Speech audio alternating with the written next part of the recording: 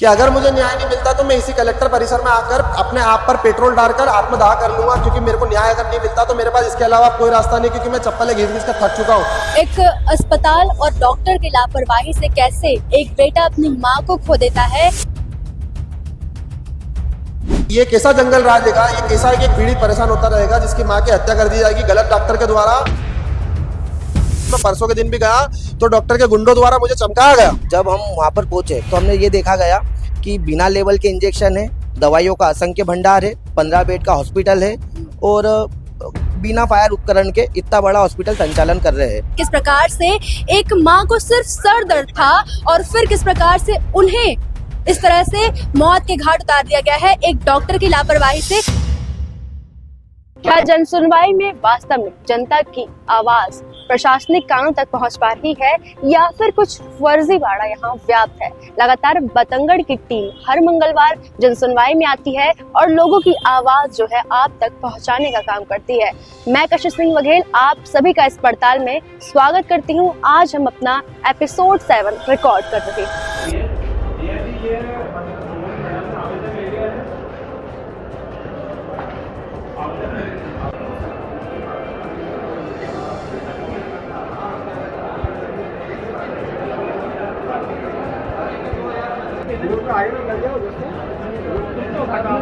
Collector महोदय का धन्यवाद करना है। आम आदमी से अगर उसके बाद लाइसेंस नहीं तो उसका चालान बनाया जाता है। और जो डॉक्टर हर तरीके से इलाज करता है, लोगों की हत्या करता है, उसका क्लिनिक वापस से चालू कर दिया जाता है और लोगों की हत्या करने का ठेका उनको फिर से दे दिया जाता है कि आप लोगों की हत्या करो और उनके ऊपर कोई एफआईआर नहीं होगी, उनके ऊपर कोई कार्रवाई नहीं होगी, क्योंकि वो बड़े लोग हैं, वो पैसे वाले, उनके पास बाहुबली, उनके गुंडे, वो लोग मुझे मारने का प्रयास कर रहे हैं, मुझे डराने का प्रयास कर रहे हैं और प्रशासन भी उनका सपोर्ट कर रहा है। गुंडे लोग इंदौर शहर के बड़े बड़े नेता जिनको हमारे लोगों ने, इंदौर की जनता ने अच्छे बड़े बड़े मार्जिन से चुना, बड़े बड़े नेता जो यहाँ से मंत्री भी है, पर वो लोग भी कोई मेरा सपोर्ट नहीं कर रहे। सभी देखा जाए तो पक्ष मेरे सपोर्ट में ना, विपक्ष मेरे सपोर्ट में ना, प्रशासन मेरे सपोर्ट में। तो मैं क्या करूँ? मैं आज कलेक्टर महोदय से या प्रशासन से यही निवेदन करना है कि अगर मुझे न्याय नहीं मिला तो मैं आत्मदाह कर लूंगा इसी कलेक्टर परिसर के अंदर। एक अस्पताल और डॉक्टर की लापरवाही से कैसे एक बेटा अपनी माँ को खो देता है और जब शिकायत होती है तो पूरा अस्पताल जो है बंद होता है, क्लिनिक बंद होता है, लेकिन दोबारा से सीएमएचओ के साठगांठ से डॉक्टर ने फिर से अपने हॉस्पिटल को खोल दिया है और इस बेटे को न्याय नहीं मिल पा रहा है, जिसके लिए यहाँ कलेक्ट्रेट ऑफिस में सर खड़े हैं। सर, क्या समस्या थी और पूरा आप एक बार विवरण दे दीजिए। मेरी मम्मी की डॉक्टर पंजवानी के खातीवाला टेंग स्थित आवेद हॉस्पिटल में आज से 3 महीने पूर्व में मृत्यु हो गई थी, जिसके संबंध में गलत इलाज के कारण जो डॉक्टर वहाँ पे बैठते हैं वो बीईएमआई डॉक्टर है, एक फर्जी डॉक्टर है, अयोग्य डॉक्टर है जो इलेक्ट्रोपैथी में इलाज कर सकते हैं, ना कि एलोपैथी में। इंजेक्शन बाटले लगाने का उन्हें कोई अधिकार नहीं है, फिर भी उनके द्वारा लोगों को इंजेक्शन बाटले लगाई जा रही है और हाई डोज दिया जा रहा है, जिससे कि उनकी मृत्यु हो रही है। जिस प्रकार मेरी मम्मी की मृत्यु हो गई वहां पर, उन्होंने गलत इंजेक्शन बाटले लगाए और फिर उसके बाद जब मैंने शिकायत करी कलेक्टर महोदय को, उसके बाद क्लिनिक सील कर दिया गया था। मैं पिछले 3 महीनों से चप्पलें घिस रहा हूँ कलेक्टर कार्यालय के, इधर उधर के दूसरे कार्यालय के, सीएमएचओ कार्यालय के। मैं निवेदन कर रहा हूँ कि मुझे न्याय मिले, उस डॉक्टर पर एफआईआर हो।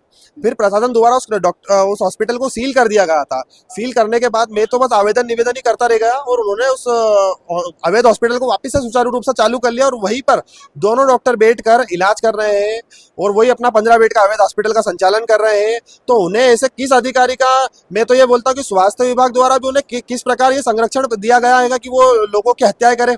पहले भी स्वास्थ्य विभाग के संरक्षण में ही अस्पताल चल रहा था, जिसकी ना तो 15 बेडों की अनुमति थी, ना फार्मेसी का कोई उनके पास लाइसेंस था, दवाई गोली का अवैध भंडारण करके रखा उन्होंने, ना ही उनके पास फूड लाइसेंस था, ना ही उनके पास नर्सिंग का कोई लाइसेंस था, जिसके द्वारा और जो उनके वहाँ पे जो स्टाफ है, जो अयोग्य स्टाफ है, वो भी जो 10वीं 12वीं के फेल लड़के रहते हैं। कल को मैं भी क्लिनिक खोल के बैठ जाता हूँ, लोगों में इंजेक्शन बांटने ठोसने लग जाऊंगा और ये प्रशासन तो ऐसा भी मौन हो चुका है, कुछ करता ही नहीं है प्रशासन। तो जैसे उस डॉक्टर को छोड़ दिया है बिना एफआईआर के, शायद हो सकता है मेरे लिए भी यही नियम होगा। तो मैं भी सभी से ये करूंगा कि भैया आप लोग भी करो इलाज, क्योंकि प्रशासन तो इतना मेहरबान है डॉक्टर के ऊपर।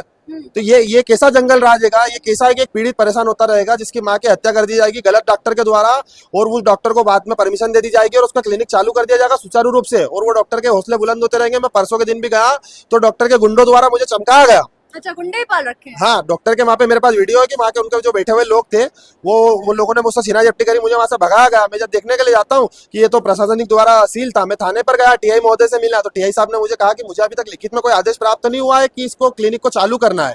तो फिर जब लिखित में आदेश प्राप्त नहीं हुआ तो फिर कैसे? मेरा तो परसों के दिन गाड़ी रोकी तो मेरा चालान बना दिया 500 रुपए का, और उस डॉक्टर पे प्रशासन इतना मेहरबान क्यों है? उसको क्यों खोलने दिया है? उसके ऊपर ऐसा क्या मिटा है? ये मैं आज सीएमएचओ साहब के लिए लेके आया था, गुलाब के फूल धन्यवाद करने के लिए कि सर ये आपको मैं देने के लिए आया हूं कि आपने मेरे साथ न्याय कर दिया, बहुत अच्छा न्याय करा आपने। का नाम बताइए। सीएमएचओ साहब हैं हमारे माधव हसानी जी, और उन्हें चश्मा भी देने के लिए लाया था मैं कि सर इसमें तो देखिए आपको फेयर दिखेगा कि उसके ऊपर आपको कार्रवाई करनी है। ये अलार्म की घड़ी लाया था इस प्रशासन को जगाने के लिए कि आप जागो और देखो कि भैया क्या चल रहा है, कैसा जंगल राज का। एक पीड़ित बस ऐसे ही चप्पल घिसता रहेगा और आखिरी में अगर वो ऐसे ही मर जाएगा। और मैं तो ये आपके माध्यम से बताना चाहूंगा कि अगर मुझे न्याय नहीं मिलता तो मैं इसी कलेक्टर परिसर में आकर अपने आप पर पेट्रोल डालकर आत्मदाह कर लूंगा, क्योंकि मेरे को न्याय अगर नहीं मिलता तो मेरे पास इसके अलावा कोई रास्ता नहीं, क्योंकि मैं चप्पल घिस घिस कर थक चुका हूँ। मैंने हाईकोर्ट में पिटीशन भी लगा दी है, पर उस डॉक्टर के लिए प्रशासन इतना मेहरबान है कि उसको खुला संरक्षण दे दिया है। वो चला है, भैया लोगों का इलाज करो, लोगों की हत्या करो। आप कलेक्ट्रेट से बात की तो क्या कहा उन्होंने? अभी मैं आया था यहाँ पर आवेदन देने के लिए, पर मुझे अभी भी यहाँ पर आश्वासन मिला है कि अभी उस पर कार्रवाई करी जाएगी, उस पर एफआईआर करी जाएगी। मेरे को यह आश्वासन पिछले 3 महीनों से मिल रहा है, पर आखिर कब मिली जाएगी, कहाँ कब होगी उसके ऊपर कार्रवाई, कब होगी उसके ऊपर एफआईआर? जब एक बार सील हो चुकी है ऑलरेडी तो फिर दोबारा खोलना सुचारू रूप से ही गलत था। उसके पास कोई डिग्री नहीं है, ये बात भी गलत थी। तो अब क्यों आपको कागजों में लटकाया जा रहा है? क्यों डायरेक्ट एक्शन नहीं लिया जा रहा है? कुछ ना कुछ तो साठगांठ रही होगी प्रशासन के कुछ अधिकारों की, स्वास्थ्य विभाग के अधिकारियों की। कहीं ना कहीं साठगांठ से उस क्लिनिक को सुचारू रूप से चालू करा गया, क्योंकि वो पहले भी जब क्लिनिक चल रहा था तो वहाँ पे 15 बेडों का अवैध अस्पताल पाया गया। जो स्वास्थ्य विभाग की दिव्यानी अहिरवार मैडम थी वही आए थे इंस्पेक्शन के लिए, टीम गठित हुई थी, मेरे बयान लिए गए, उसके ऊपर एफआईआर नहीं दर्ज करी गई। तो जब सभी चीजों में उसके वहाँ पे एक्सपायरी डेट की दवाई गोलियां मिली, एक बीएमएस इलेक्ट्रोपैथी वाला डॉक्टर है जो इलेक्ट्रोपैथी में सिर्फ अपनी पैथी में इलाज कर सकते हैं, ना कि एलोपैथी में लोगों को इंजेक्शन बाटले लगा सकते हैं। वो चीजें मिली। उसके बाद 15 बेड का अवैध अस्पताल, बिना फार्मेसी के लाइसेंस के दवाई गोलियों को भंडारण, फूड लाइसेंस नहीं था उनके पास, जो एनर्जल ड्रिंक लोगों को दे रहे हैं वो कोई कागज नहीं थे। जब उसको सील कर दिया गया था तो आप किस अधिकार से, क्या उन्होंने ऐसे कागज बना लिया, क्या ऐसी कौन सी डिग्री बना ली, क्या ऐसे कौन से 15 बेडों के परमिशन ले ली, कौन सी नर्सिंग की वो परमिशन ले ली, नर्सिंग का लाइसेंस ले लिया कि उसके क्लिनिक को चालू कर दिया गया? और कौन सी एफआईआर हो गई डॉक्टर के विरुद्ध? उस डॉक्टर के ऊपर एफआईआर कब होगी? आखिर मैं मर जाऊंगा जब। लगातार एक जब बेटा अपनी माँ को खो देता है, बता रहे हैं कि एक झोला छाप ने ऐसे इलाज करके इनकी मां इनसे छीन ली है और उसको सील भी नहीं किया जा रहा। लगातार यहाँ साठगांठ की बात चल रही है। एमवाई में भी सबने देखा कि इंदौर में यहाँ स्वास्थ्य व्यवस्था दिन ब दिन बिगड़ती जा रही है। तो इस पे भी आप क्या कहना चाहेंगी माता जी? वो यही बात करे, ये बच्चे ने बताई। आपकी क्या लगती थी वो?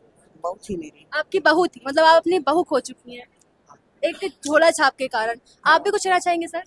दीदी, सबसे पहले तो मैं आपकी पूरी टीम को धन्यवाद करना चाहूँगा जो आप ये मतलब सोशल मीडिया के माध्यम से, न्यूज़ के माध्यम से लोगों को जागरूक कर रहे हैं। और साथ ही साथ मैं ये बताना चाहूँगा दीदी, जो बीएमएस डॉक्टर था ज्ञानचंद पंजवानी, श्रीचंद बागेचा, इन्होंने, इनकी माताजी, ये मेरे मित्र है, इनकी माताजी के 2 महीने पूर्व इलाज करा था। इनकी माताजी को नॉर्मल सा एक हेडेक हुआ था, एक सिर दर्द हुआ था, जिसके लिए ये उनको उसके हॉस्पिटल लेके गए थे। हॉस्पिटल ले जाने के बाद में उसे ऐसा हेवी डोज दिया गया कि इनका ब्लड प्रेशर हाई हो गया, उसके कारण इनकी माताजी की मृत्यु हो गई। और जब हम वहाँ पर पहुंचे तो हमने ये देखा गया कि बिना लेवल के इंजेक्शन है, दवाइयों का असंख्य भंडार है, 15 बेड का हॉस्पिटल है और बिना फायर उपकरण के इतना बड़ा हॉस्पिटल संचालन कर रहे हैं। जो डॉक्टर था उससे पूछा गया तो बोलता है कि बोले मेरा एक्सीडेंट हुआ है, मैं घर बैठा हूँ, मेरी गैर मौजूदगी में ये श्रीचंद बागेचा है जो बीएमएस है, एलोपैथी का है, वो इलेक्ट्रो होम्योपैथी का है और एलियोपैथी में इलाज कर रहा है। और उसके बाद में जब वहाँ पुलिस पहुंची, आमला पहुंचा, सरकारी आमला पहुंचा और हमारे सामने संतुष्ट करके उस पर कार्रवाई की गई और उसको सील करा गया। मैम, उसके बाद में ये होता है कि भाई इतने दिन से परेशान हो रहे हैं, उनकी अभी तक के कोई कार्रवाई नहीं हुई है, उनके विरुद्ध में कोई एफआईआर नहीं हुई है। कलेक्टर साहब क्या कर रहे हैं? कलेक्टर साहब मौन होके बैठे हुए हैं, देख रहे हैं, जनता परेशान हो रही है। ये हम कम से कम 5वीं बार आ रहे हैं यहाँ पर। अच्छा, लगातार आप परेशान हो रहे हैं और जो गलत काम करने वाले हैं वो आराम से बैठ के अपना क्लिनिक चला रहे हैं। जी मैम, यही हो रहा है। अभी तो देश में अंधा कानून चल रहा है। ये देखिए, हम चश्मा लेके आए थे स्वास्थ्य विभाग के लिए, ये धन्यवाद स्वरूप कलेक्टर महोदय और स्वास्थ्य विभाग के लिए ये लेके आए थे हम, धन्यवाद कि आप अच्छी कार्रवाई करिए। और अगर आप अभी भी सो रहे हो तो ये अलार्म घड़ी है कि आप जाग जाओ, आप जाग जाओ। ये सब चीजें हो रहा है आपके होते हुए। आप मतलब एक शहर के कलेक्टर है, आपकी गैर मतलब उसमें ये सब चीजें हो रही है, संचालन हो रहा है ऐसे हॉस्पिटलों का, लोगों की जानें ली जा रही है।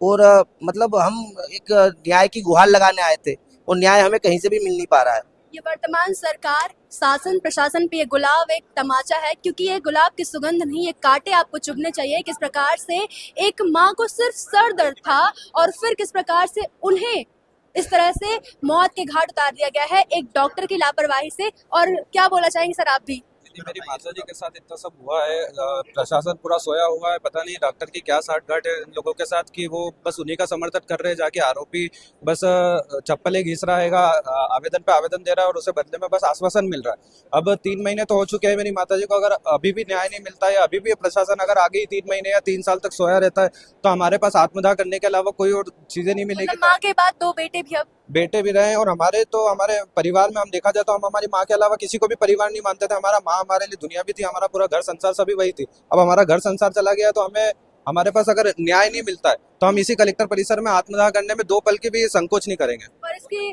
जिम्मेदार आप किसको मानेंगे? इसके जिम्मेदार हम डॉक्टर पंजवानी और डॉक्टर श्रीचंद बागेचा, जो फर्जी डॉक्टर है, एकदम झोला छाप डॉक्टर है, जिसको उसने बिठा के रखा था। डॉक्टर पंजवानी का भी लाइसेंस निरस्त होना चाहिए और जो श्रीचंद बागेचा जो फर्जी डॉक्टर है, BAMS डॉक्टर है, उनके ऊपर कड़ी से कड़ी कार्रवाई हो, उन्हें जेल जाना चाहिए और प्रशासन, पूरा का पूरा प्रशासन उसका जिम्मेदार होगा। जी, तो देख पा रहे हैं अब माँ के बाद बेटे भी आत्महत्या की यहाँ बात कह रहे हैं। अगर शासन प्रशासन नहीं जागता है और काल काला इनको कुछ हो जाता है तो इसके जिम्मेदार भी शायद शासन प्रशासन भी रहेगा, क्योंकि आज इनकी सुनवाई नहीं हो रही है। और इंदौर में लगातार स्वास्थ्य व्यवस्था बिगड़ती जा रही है, लेकिन किसी का ध्यान इस ओर नहीं जा रहा है।